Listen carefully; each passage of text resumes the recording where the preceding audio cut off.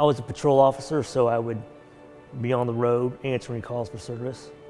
I was dispatched to a burglary in progress.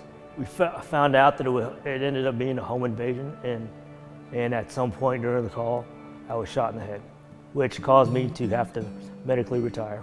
Day after Thanksgiving last year, I started having real sharp pains in my lower abdomen, and long story short, I went in, and the reason my blood sugar was up, because they did a CAT scan, and I have stage 4 now, pancreatic cancer. Unfortunately, in 2015 of April, I was assigned to a family friend of mine, colleague, a detective with Lee Summit, and when I was reassigned to the family, it was to take care of his wife and kids while he was recovering in the hospital. During that time, I saw a financial need, a financial strain that the family was going through while Josh was recovering. I didn't want them to fail financially, and that's what Answering the Call does. There has to be a foundation, there has to be an organization that steps in during these times of need for our first responders, that puts so much on the line for us every single day that we can step in during their time of need and start to financially aid them. Answering the Call helped ease the financial burden on me and my family. We were able to purchase a new car so Tom could get in and out of the vehicle a lot easier than the car that we had. Without having Answering the Call help us out financially, I may not have been able to take off the time that I needed to be with him for therapy.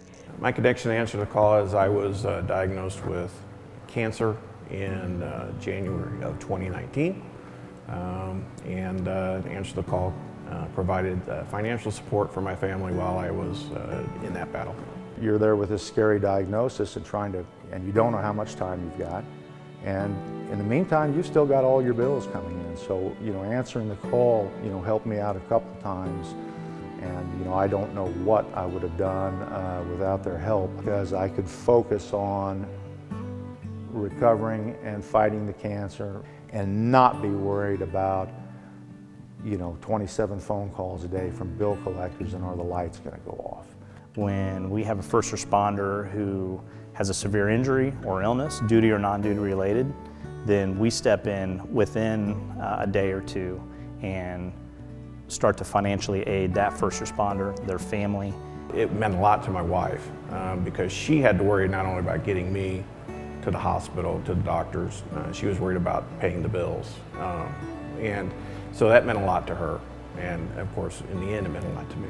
I learned about Answering the Call whenever we had 2 officers that came down with cancer in January of 2019 at the same time. Whenever I reached out to the foundation, Ron was there at our police department within 2 days and put a check in my hand so that way I could give it to the officers that went down, which was extremely helpful, especially in the time of need that they were in. Our first responders run out every single day, and they're there at a moment's notice for us, the community of Kansas City. And they answer our call every single day. This is the community's way of stepping in and answering their call. A couple of years ago, we had an officer who was tragically shot in the line of duty, and it was pretty severe. But thankfully, Ronnie Dumit, Detective Dumit, arrived at the hospital to just provide some support and just to be there for us. It was extremely difficult for me going through this because I'm the one that's usually out there helping.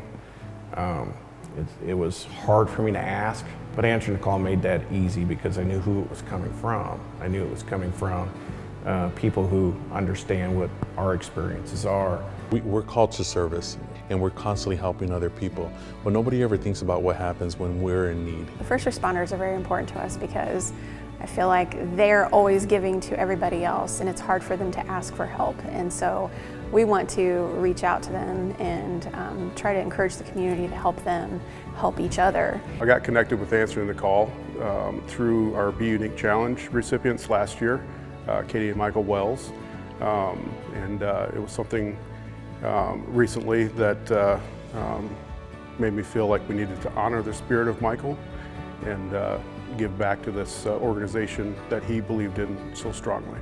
We step in as a resource to help. That's all it is. We're just there to help. And with that comes a check. And that's where those donations are so critical to us. Every little dollar helps. I would encourage people to donate to Answering the Call because with the experience we've had, it was just a matter of, hey, we're here to help, and they did. It's so important that when people are so giving of their money, that they know exactly where all of that is going.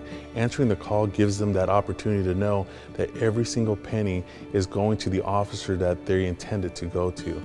That's huge. Just being able to step in whenever your world falls apart, and knowing that there's somebody there that cares and that's going to help take care of some of those things, those worries that you have, so that you can put your time and effort and focus on helping your loved one get better.